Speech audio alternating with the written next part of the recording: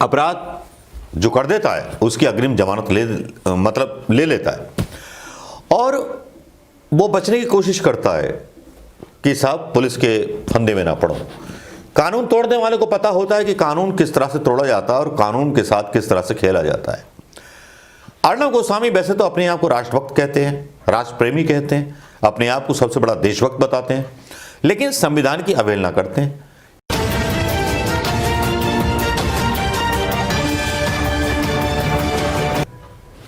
दोस्तों नमस्कार, मैं मनोज कुमार शर्मा अर्णव गोस्वामी के ऊपर बोलने के लिए आपके बीच में बहुत सारे लोगों ने वीडियो बना दी होंगे इस बीच, लेकिन वो पक्ष नहीं रखा होगा जो पक्ष उनको रखना चाहिए था, जिस पक्ष के बारे में बात करनी चाहिए थी। यहां अर्णव गोस्वामी जो हैं एकदम से एक्सपोज हो गए बुरी तरह से जब 1400 पन्नों की एक चार्जशीट आती है मुंबई पुलिस की और साफ साफ पोल खोल देती है कि इस आदमी ने किस तरह से अपने जो संबंध थे सरकार के साथ उसका फायदा उठाया और अपनी जमानत करा ली सुप्रीम कोर्ट से या हाई कोर्ट से। भले ये छूट आए हों, लेकिन इनकी असलियत जो है वाकई में बहुत ज्यादा दर्दनाक होने वाली है।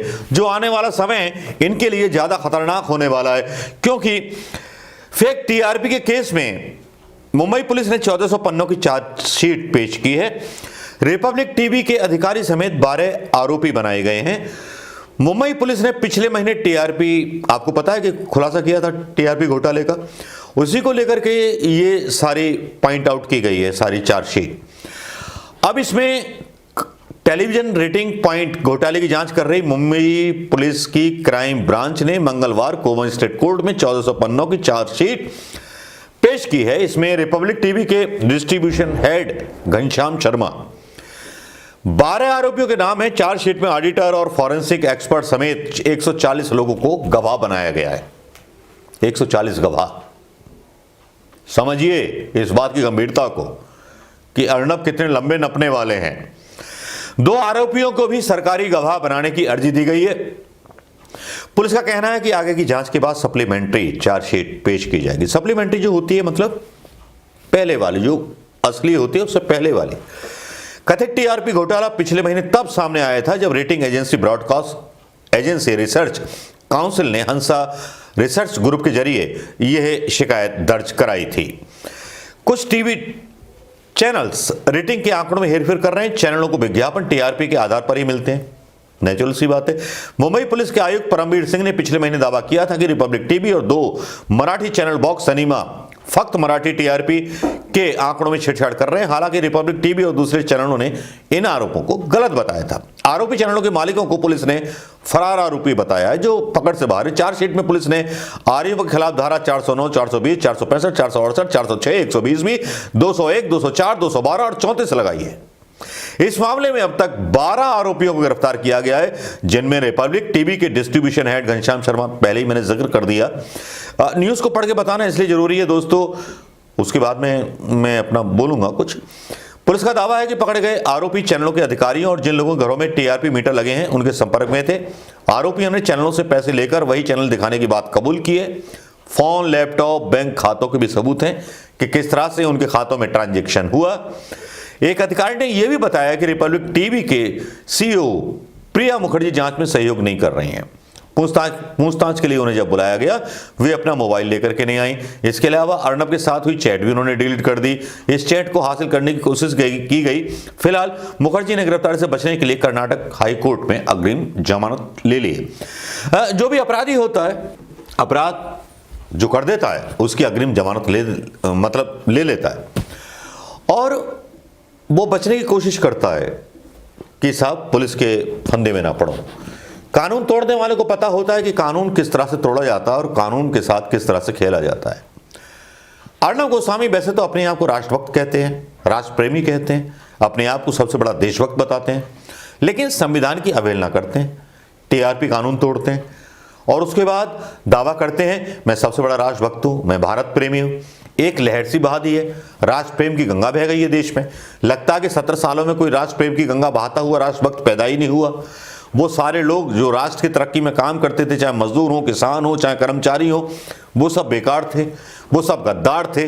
बस 3-4 लोग ही पैदा हो गए जो राष्ट्रभक्त हैं, जो नारा लगा लगा करके अपने आप को बार बार बोलते रहते हैं मैं राष्ट्रभक्त हूँ, राष्ट्रभक्त हूँ, राष्ट्रभक्त हूँ। लगता है कि बस इन्होंने ही ठेका ले रखा है राष्ट्रभक्ति का। तो समझ में नहीं आता अर्णब गोस्वामी किस तरफ जाओगे। लेकिन जिस तरह की रिपोर्ट अर्णब गोस्वामी आपके खिलाफ मुंबई पुलिस ने 1400 पन्ने की जारी की है, उसमें आप साफ साफ फंसते नजर आ रहे हैं। और इसके साथ साथ आपके वो आका भी नजर आ रहे हैं, क्योंकि मेरे पास कुछ गुप्त सूत्रों से पता चला है कि आप हायर बीजेपी के कुछ IT सेल के नेताओं से भी जुड़े हुए थे। वो भी सबूत मुंबई पुलिस के पास हैं। तो जब ये सारे सबूत उनके पास हैं तो आप शायद मुश्किलों में फंसने वाले हैं। बीजेपी नेतृत्व भी फंस सकता है। हालांकि बीजेपी नेतृत्व की ये कोशिश चल रही है कि आपका केस जाए उससे पहले महाराष्ट्र सरकार गिरा दी जाए। ऐसी भी कोशिशें हो रही हैं। अपना पाप छुपाने के लिए बड़े बड़े कहानियां, बड़े बड़ी चालें सियासत में मुमकिन है कि चल दी जाती हैं, लेकिन गारंटी कुछ नहीं है कब वो फेल हो जाएं, कब वो कामयाब हो जाएं।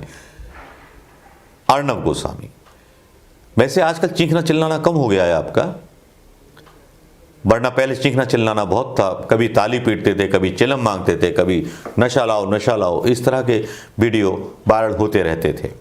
आपकी रिहाई पर, जमानत होने पर कुणाल कामरा ने सीधे सीधे सुप्रीम कोर्ट की विश्वसनीयता पर भी सवाल उठा दिए। यह 17 साल के इतिहास में पहली बार हुआ है कि जुडिशरी पर सवाल किसी एक आम इंसान ने उठा दिए हों। आपको बचाने के चक्कर में सरकार कहां से कहां गिर गई, कहां से कहां आ गई। भारतीय जनता पार्टी की वो नैतिकता, भारतीय जनता पार्टी का वो राष्ट्रवाद, जिस राष्ट्रवाद का नारा भारतीय जनता पार्टी लगाती थी और उनके भक्त लगाते थे। सच्चे राष्ट्रप्रेमी होते, राष्ट्रभक्त होते तो कम से कम ट्रायल का सामना करते। ये ना बोलते अपनी आवाजों में सुप्रीम कोर्ट मुझे बचा लो, मुझे ये कर लो, मेरा मर्डर कर देंगे। लेकिन मर्डर तो हुआ नहीं है आपका। आप जैसे नाटकबाज देश को केवल गुमराह कर सकते हैं अर्णब गोस्वामी, और कुछ नहीं कर सकते, क्योंकि आपने गुमराह करने के अलावा देश के सामने छोड़ा क्या है।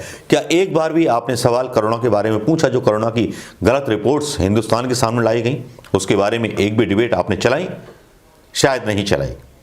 उत्तर प्रदेश की हाथरस पीड़िता के बारे में आपने जो था दोहरा चेहरा अपनाया। जहां दूसरे चैनल सही बात दिखा रहे थे, आप झूठा प्रचार करने के लिए वहां पहुंच गए, एक राजनीति से प्रेरित होकर के। भारतीय जनता पार्टी के स्पोक पर्सन होने के नाते आपको भारतीय जनता पार्टी ने बचाया है, लेकिन मुंबई पुलिस अपना काम करेगी। वो ग्रेट पुलिस है, वो आपको आपकी औकात में लेकर के आएगी। दोस्त, क्या अर्णब गोस्वामी को उसकी औकात में लाया नहीं जाना चाहिए, या उसको सही सबक मुंबई पुलिस के द्वारा नहीं सिखाया जाना चाहिए? दोस्तों कमेंट करके बताइएगा, क्योंकि अर्णब और मुश्किलों में गिरने वाले हैं, क्योंकि इनके सहयोगी तो गिरफ्तार हो गए और अगली तलवार लटक रही है अर्णब गोस्वामी पर। तो अर्णब गोस्वामी सावधान हो जाइए, आपके पाप का घड़ा भर गया है। अगर शिवसेना की सरकार भाजपा ने ना गिराई तो आपको सजा मिलना तय है। नमस्कार दोस्तों, जय हिंद।